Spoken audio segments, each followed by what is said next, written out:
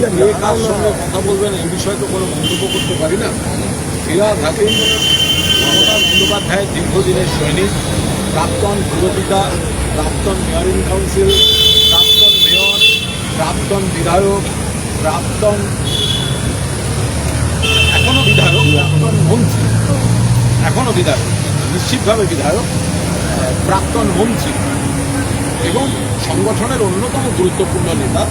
তিনি যদি কারোর সাথে কোনো কথা বলে থাকেন, কী কী কথা বলেছেন সেটা না জেনে আমি কোনো মন্তব্য করব না। তবে তারপরে বেরিয়ে ফিরহাদ হাকিমের আমার সঙ্গে দেখা হয়, বেশ কিছু কথা হয়, আমি তার উপর দাঁড়িয়ে কোনো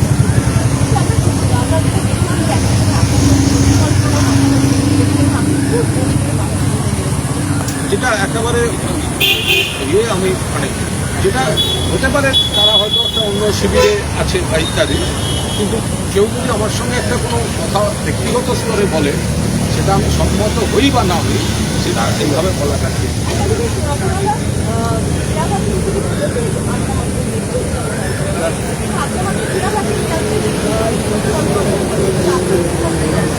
তার কারণ আমার মনে হয়েছে যেভাবে বিরোধী দলনেতার ভর্তি অনৈতিকভাবে স্পিকার একটি কয়েকজনকে দিয়েছেন, তো সেটা আমার মনে হয়েছে যতক্ষণ না আমার দলের কোনো সিগন্যাল ততক্ষণ আমার ঘরে বসবো না। কেউ না থাকলে আমি একা বসবো, আমি লবিতে গরমের মধ্যে বসে থাকবো, আমার কোনো সমস্যা নেই। কিন্তু অনৈতিকভাবে যেটা দেওয়া হয়েছে, আমি এসির হাওয়া খাওয়ার জন্য সেই ঘরে আমি বসবো। ফিরহাদ হাকিম তিনি তো মানে মমতা বন্দ্যোপাধ্যায়ের প্রবল আস্থাভাজন। আবার বলছি, মমতা বন্দ্যোপাধ্যায়ের প্রবল আস্থাভাজন, তৃণমূল কংগ্রেসের পুরনো নেতা, মমতা বন্দ্যোপাধ্যায়ের একটি পুরনো সৈনিক, তিনি পুরপিতা, তিনি মেয়র ছিলেন, তিনি এমআইসি ছিলেন, তিনি গুরুত্বপূর্ণ মন্ত্রী ছিলেন, এখনও বিধায়ক। তিনি কেন গিয়েছেন, কী কী কথা হয়েছে আমি জানি না। বেরিয়ে আসার পর আমাকে আমার সঙ্গে কিছু কথা হয়েছে, সেটাও আমি বলবো না। ফলে ফিরহাদ হাকিম সংক্রান্ত প্রশ্নের আমি আজকে উত্তর দিচ্ছি। বলছি অভিষেক বন্দ্যোপাধ্যায়েরও ঘনিষ্ঠ একজন মানে শামীম আহমেদ, তিনি পর্যন্ত আজকে দেখা গেল আগে সই করেননি, আজকে নিয়ে আসে। কোথাও কি আপনাদের সংখ্যা কমছে? দেখুন, সংখ্যা কম বেশি তার কোনো সংখ্যা দিয়ে বিচার করছি না, একেবারেই সংখ্যা দিয়ে বিচার করছি। আমি আবার বলছি, তৃণমূল কংগ্রেসের দলের তরফে প্রতীকে মমতা বন্দ্যোপাধ্যায়ের প্রার্থী হিসেবে 1 মাস হয়েছে এই বিধানসভায় এসে। এখনই কোনো শিবির বদল বা অন্য কিছু এত বড় বিশ্বাসঘাতকতা করতে পারবো না। আমাকে আমার জীবনে একসময় দল বিপদে ফেলে দিয়ে পাশে দাঁড়ায়নি, কিন্তু দল যখন বিপদে যদি একজনও দাঁড়িয়ে থাকে মমতাদির পাশে, সেটা কিন্তু কুণাল ঘোষ দাঁড়িয়ে থাকে। লোকসভায় যদি এতজন সাংসদ এদিক ওদিক গিয়ে থাকেন, তাহলে সেটা যারা এই জাতীয় স্তরের পলিটিক্সটা দেখতেন তাদের এগুলো খতিয়ে দেখা উচিত, তাদের ব্যাখ্যা দেওয়া উচিত। এটা তো এরও ঘাড়ে দায় চাপিয়ে হবে না, শুধু যেন বিজেপির ঘাড়ে দায় চাপানো না। আমি আবার শেষ করি, এটা যেন বিজেপি ধরে নিচ্ছি এই দল ভাঙানোর পেছনে আছে, ধরে নিচ্ছি পুলিশ প্রশাসনকে দিয়ে চাপ সৃষ্টি করা হচ্ছে। আমি তারপরেও বিজেপিকে পুরো দোষ দেব না। একদা ওরা যোগদান মেলা করে আমাদের থেকে অনেক ভাঙিয়েছে, আমরাও ওদের থেকে অনেক ভাঙিয়েছি। আমি যদি তর্কের খাতিরেও ধরে নিই ওরাই রাষ্ট্রশক্তির অপব্যবহার করে ভাঙাচ্ছে, নামিয়ে ইত্যাদি করে ভাঙাচ্ছে। আমাদের দুটো জায়গা দেখা দরকার। একটা হচ্ছে যারা ভাঙছে তারা কি কচি বাচ্চা যে তারা সব চলে যাচ্ছে, কেন যাচ্ছে, কী জন্য যাচ্ছে, একটা প্রশ্ন সেখানে আসবে।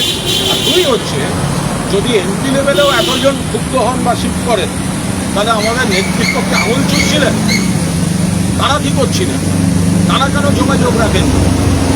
কেউ হঠাৎ চলে যাচ্ছেন, হঠাৎ নাকি তাদের এনডিএ প্রেম জেগে উঠছে। তাহলে কি আমাদের নেতৃত্বের সঙ্গে যাদের দায়িত্ব, যারা অল ইন্ডিয়ার সব বড় বড় পদে, তো তাদের সঙ্গে কি এই সাংসদদের বা এই নেতাদের কমিউনিকেশনটা কমে যাচ্ছিল বা কমে গেছিল?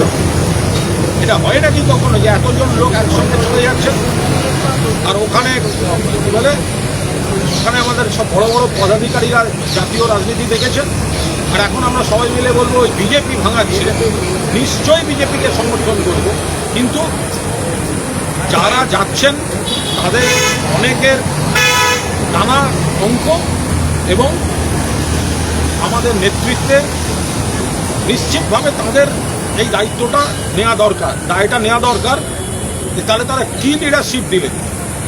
যে একটা লোক যদি রাগে গিয়ে থাকে, কোট আনকোট কোনো ব্যক্তিগত স্বার্থে গিয়ে থাকে, যেটাই যাক সেটা নেতৃত্বের সঙ্গে একটা যোগাযোগে থাকবে না, এটা কোনো কথা হলো? বলছি আজকে আমি এইভাবে বাইরে কারোর ব্যক্তিগত যা যা বলার বলবো না। আমি গতকালও পোস্ট করেছিলাম, আমি আজ আপনাদের সামনেই বলছি, আমি মমতা বন্দ্যোপাধ্যায়ের সঙ্গে থাকবো, কিন্তু পার্টির ভুল হতে পারে কোথাও, কিন্তু ভুলের যদি রিপিটেশন হতে থাকে তাহলে কিন্তু সেটা ঠিক নয়।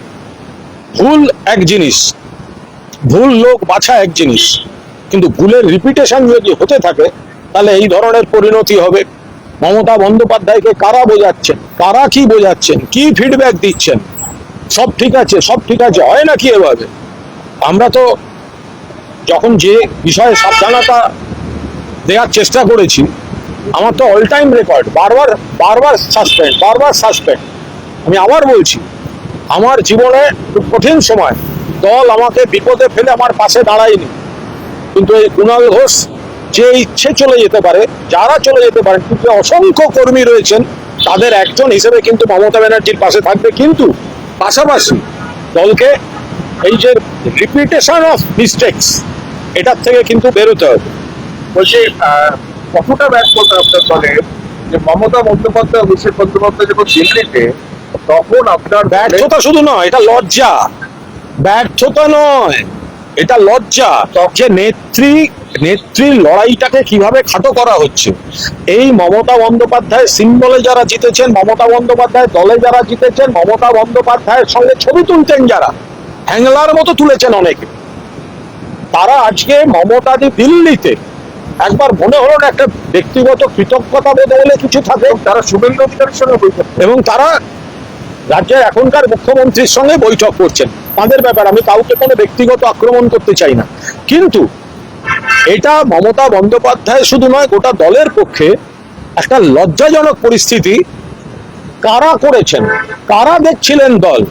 হয় নাকি কখনো ফ্যান ক্লাব, সচিবের ফ্যান ক্লাব, ফ্যান ক্লাবের ফ্যান ক্লাব, ফ্যানের ফ্যানের ফ্যান ক্লাব, আর ওই ভিডিও দিয়ে বস বস বস ইয়ার কি হচ্ছে, এই গোটা রেজাল্টটা হচ্ছে তার পরিণতি।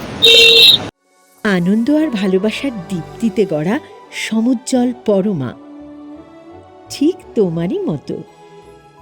শ্যাম সুন্দর কোম্পানি জুয়েলার্স, আগরতলা, উদয়পুর, ধর্মনগর, কলকাতা।